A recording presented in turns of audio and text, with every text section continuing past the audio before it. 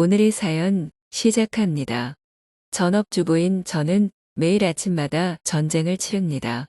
아침 일찍 출근하는 남편을 위해 아침밥을 차리고 옷을 준비한 뒤 곧이어 어린이집에 가야 하는 아이를 준비시켜 어린이집 차에 태워 보내는 일까지가 아침의 일이죠.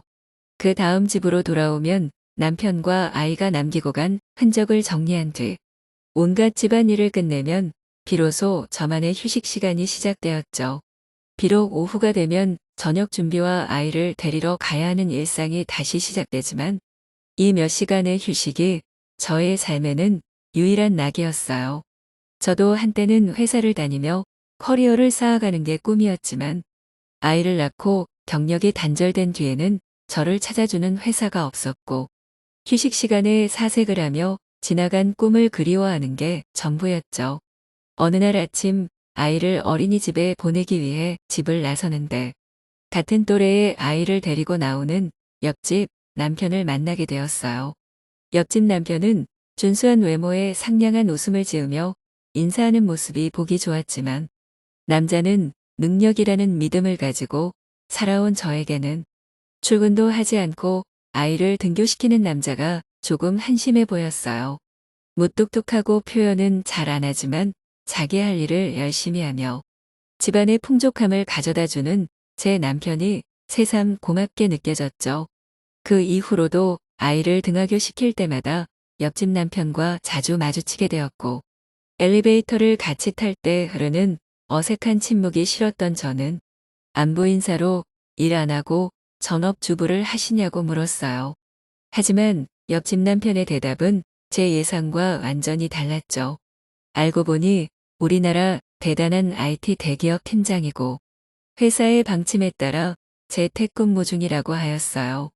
속물 같지만 우리나라 사람이라면 누구나 알만한 회사의 팀장이라고 하니 순간 그 남자가 달라 보였고 제가 무심코 가졌던 편견을 반성하게 되었죠. 그 이야기를 듣고 저는 마음의 문이 열렸는지 아이를 등하교시키며 옆집 남자와 매일 이야기하기 시작했어요. 옆집 남편은 유쾌하고 젠틀해서 저랑 이야기가 잘 통했죠. 너무 잘 통하니 이야기가 끊이질 않았고 심지어 하루는 집 앞에 다 와서까지 하던 이야기가 끝나지 않아 집 앞에서 10분 넘게 이야기하다가 서로 아쉬워하다가 각자의 집으로 들어가는 일도 있었죠. 마음 같아서는 아무도 없는 집에 초대해 더 이야기하고 싶었지만 남편과 아이를 생각하며 참았어요. 하루하루 옆집 남편과 이야기할수록 제 마음에 이상한 감정이 느껴지기 시작했어요. 옆집 남편과 이야기하고 집에 들어오면 제 아래가 축축해져 있었고 제 남편에게서는 느낄 수 없는 욕정이 타오르기 시작했어요. 그렇게 며칠을 옆집 남자를 생각하며 아무도 없는 집에서 욕구를 혼자 해결하던 중에 저는 이성의 끈을 놓아버리고 용기를 내기로 했어요. 어떻게든 옆집으로 찾아가서 그 남자를 안아버리고 싶었어요. 평소 비누 만드는 취미가 있던 저는 비누 선물을 하기 위한 핑계로 옆집으로 찾아가 버렸죠. 배를 누르자마자 나온 옆집 남편은 비누를 들고 찾아온 저를 보자 당황한 눈빛을 보였지만 이내 무언가를 결심한 듯 집으로 들어오라고 했죠. 비누를 선물하고 차를 마시며 이런저런 이야기를 나누던 중 옆집 남편은 저에게 단도직입적으로 왜 찾아왔는지 물어봤어요. 저는 갑자기 들어온 질문에 당황해서 단지 비누를 선물하고 이야기를 나누고 싶어 왔을 뿐이라고 둘러댔어요. 하지만 대낮에 아무도 없는 집에 찾아온 저의 의도를 몰랐을 리가 없던 옆집 남자는 저에게 솔직하게 말하지 않으니 부탁을 하나 해야겠다고 했어요. 집안일을 한다고 서로 땀을 많이 흘렸으니 선물로 가져온 비누로 서로의 몸을 씻겨주자는 것이었어요. 저는 너무 당황하여 몇 초 동안 아무 말도 못하다가 이내 옷을 벗고 욕실로 가겠다고 했어요. 옆집 남편도 저를 따라 욕실로 들어와 옷을 벗기 시작했죠. 옆집 남자의 몸은 운동을 많이 해서 탄탄했고 제 남편의 겉과 비교할 수 없을 만큼 큰 것을 가지고 있었죠. 우리는 서로의 몸을 만지며 씻겨주기 시작했고 참을 수 없이 타오르는 욕구를 해결하기 시작했어요. 옆집 욕실에서 이 남자와 사랑을 나누고 있다는 사실에 더 흥분했고, 이 남자는 그날 욕실에서 저에게 모든 걸 쏟아내고 말았죠. 그렇게 넘어서는 안 될 선을 넘어버린 우리는 매일 만나 사랑을 나누기 시작했어요. 이미 넘어버린 선인이 보이는 게 없었던 우리는 남편과 아이를 보낸 뒤 집으로 초대해 안방 침대에서 사랑을 나누고, 또 아내와 아이가 없는 옆집 거실 소파에서도 사랑을 나누었죠. 아이를 등교시키고 올라오는 엘리베이터에서부터 서로의 몸을 만지며 집으로 들어가 사랑을 나누는 일이 반복됐어요. 우리는 더 과감해지기 시작했어요. 오전에만 잠깐씩 사랑을 나누는 게 아쉬워. 우리는 저녁에 산책을 하겠다고 나와 모텔로 가는 일도 있었고, 그 남자의 차 안에서도 사랑을 나눈 뒤 아무 일 없다는 듯 집으로 돌아가곤 했죠. 제 남편과 문을 나서다 옆집 부부를 만났을 때 저는 남편 몰래 옆집 남편에게 사랑을 담은 눈빛을 보내곤 했어요. 남이 하면 불륜이고 내가 하면 로맨스라는 말이 이렇게 마음에 와 닿을 수 없었죠.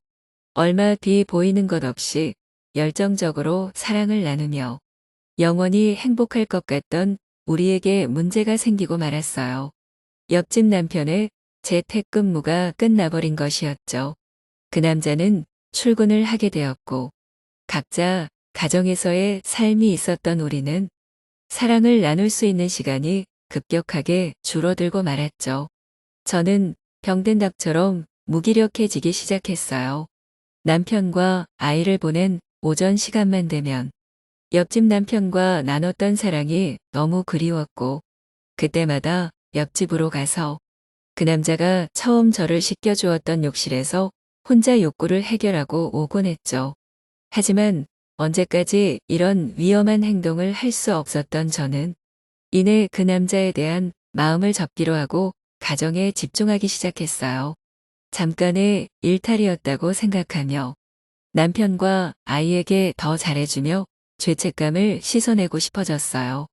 가끔 집 앞에서 옆집 남편과 마주쳐도 모르는 척하며 제 삶을 다시 원래대로 돌려놓으려고 노력했죠. 그렇게 제 삶이 원래대로 돌아와 안정되고 있다고 느낄 때쯤 모든 노력이 물거품으로 돌아가는 일이 생기고 말았어요. 여느 때처럼 남편과 아이를 보내고 차를 마시며 오전 휴식 시간을 보내고 있던 중 현관문 벨소리가 들렸어요. 택배인 줄 알았던 저는 문을 열었고, 그 순간 옆집 남편이 거칠게 저를 몰아붙이며 키스를 했어요. 저는 갑작스러운 키스에 남자를 밀쳐내려 했지만 욕정에 가득 찬 그 몸을 뿌리칠 수 없어서 저의 몸을 맡기고 말았죠.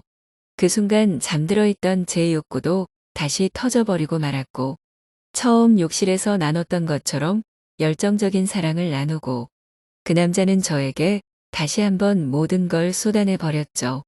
마치 밀린 숙제를 하는 듯 몇 번이나 사랑을 나누고 어떻게 된 일이냐고 물어보니 저와의 관계가 끊어지는 것을 참을 수 없어 회사에 간곡히 요청해 다시 재택근무를 하기로 했다고 하였어요. 저는 머리가 복잡해졌지만 이내 몸이 이끌리는 대로 옆집 남편과 다시 한번 사랑을 나누었어요. 이 사랑의 끝이 어떨지 모르지만 지금도 거의 매일 우리 집과 옆집으로 가며 위험한 사랑을 나누고 있어요.